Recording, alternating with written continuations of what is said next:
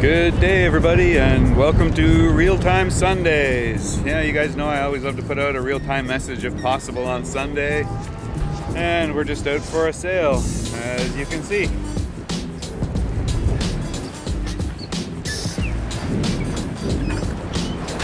Having a nice sail out on the Caribbean Sea, and I'm not going to tell you exactly where we are yet because we still got lots of episodes coming up to steer you in the direction of where we are right now.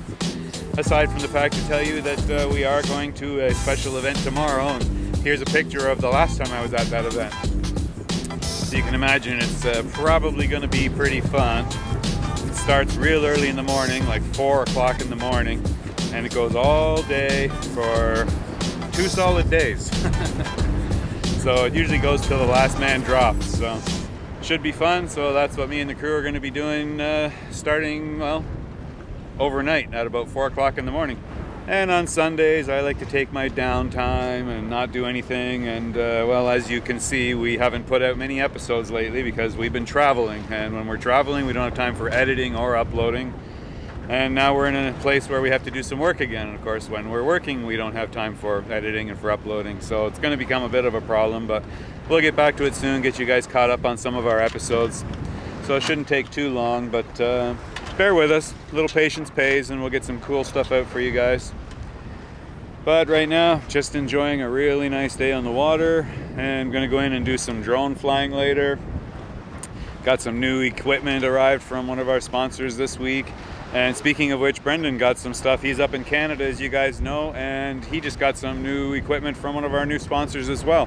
And he actually sent me a video clip just showing what he was doing up there and some of the cool things he's been working on, which some of you might be interested in. I mean, the guy's interested in drones and all that. Yeah, you're gonna like it. Some of you might not want to watch, but here's a clip that Brendan sent me of his time up in Canada and what he's been working on.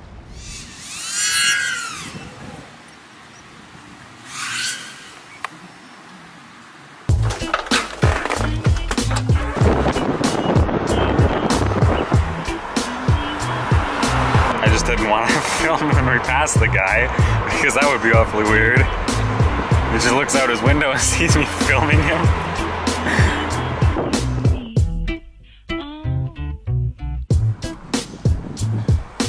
Greetings from sunny Canada. It's overcast, not too warm, and it could literally start pouring rain at any moment. If you've been on this channel for any length of time, you know that I'm not too fond of being on camera, so I'm going to try and keep this short, but basically as long as I've been in Canada for the last almost 2 months, I've been getting into the drone hobby, and I think I have some things that could be maybe of interest to watch. I have 3 drones with me today, and I think each one has something unique that I thought would be worth showing.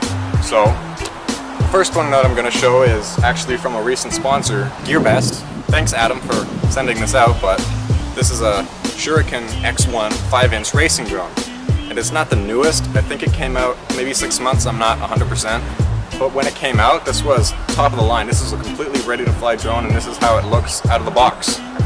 So it's completely stock settings, and I'm going to show you how it feels and what I feel maybe could be improved on.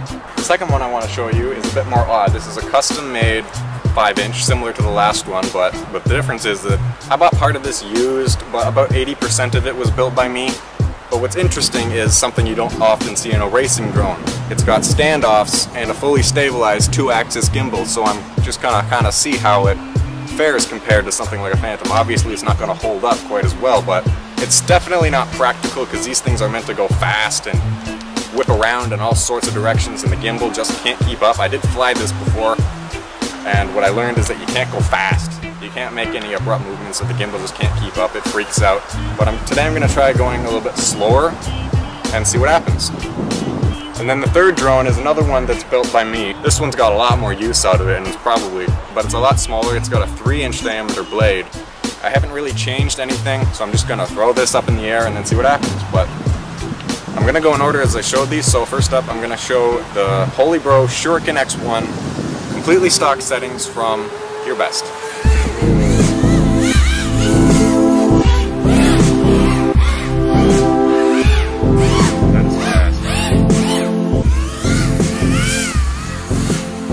Alright, so the Shuriken.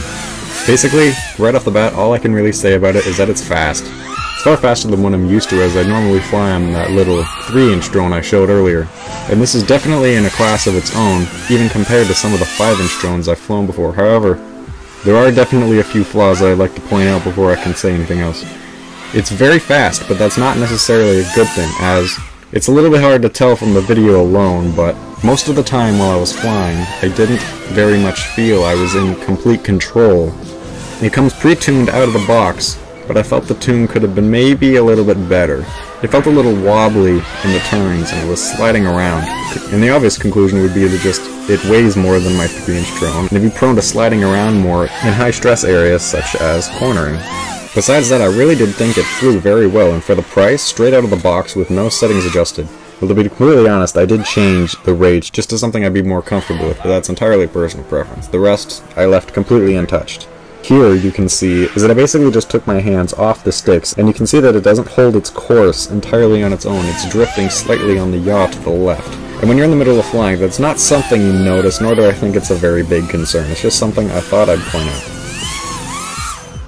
In some areas you might be able to hear a higher pitched frequency fluttering noise. And that's just another mild tuning issue that could easily be filtered out if you know how. But it's just one more thing that I feel could have been fixed out of the box. And for an entry-level flyer, I don't even think I'd consider it a negative. Unless you want to put a GoPro in there and expect professional video quality, I don't think I would consider it a negative. I know I've done not much but point out the negatives, but all in all, I would have to say, for the $300 you pay for this straight out of the box, it was an absolute blast to fly. I think I prefer flying my smaller drones a little bit more, but if you have the money, I would absolutely say this is a great entry-level flyer. Alright, so here I have my little 3-inch drone that I built myself just to do some more advanced aerial acrobatics. All I really want to showcase here is the new Betaflight 3.2 firmware. It's still technically in beta right now, but I've been flying it for a few hours today, and I have to say, it feels incredibly smooth. I'm using relatively beat up props here, and it seems to filter them out decently well. It felt very locked in, and compared to the Shuriken, there is a far less amount of drifting when it comes to cornering. All I can really say with my experience with Betaflight 3.2 is that today I had zero problems with it. It was a breeze to get set up, and it flew beautifully.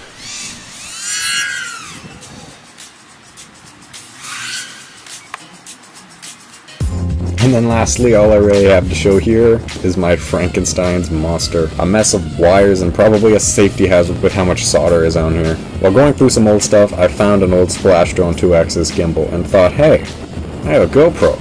Why couldn't I put this on a racing drone? See what happens. Well, I found out what happens.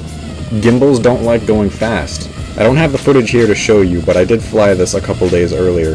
The moment you tilt the quadcopter too far forward, or in any direction pretty much, the gimbal really doesn't respond well. It starts vibrating uncontrollably in random directions until it rights itself. Though it is kind of a neat view that you can see from under the quadcopter as it's rotating around. It's doing a pretty good job of filtering everything out.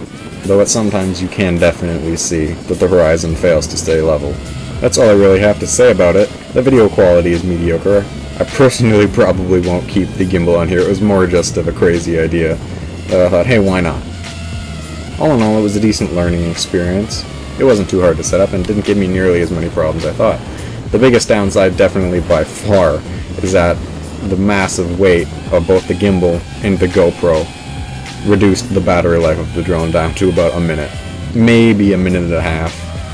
Alright, that's all I really have to say here on my little segment, and whatever video Rick/Dads whatever decides to put this in, but until next time, hello from Ontario, Canada. So I hope you guys enjoyed that, and now I'm going to get back to sailing, but we should have an update out for you in the next couple of days, like the next one in this series, and show you our trip that we just got back from, which was a really cool trip. We did a lot of really cool stuff and shot lots of good footage, so I'm sure you're going to enjoy. So lots of that coming up in the next couple of weeks while we get some work done. So enjoy, have a great Sunday, and we'll talk to you soon.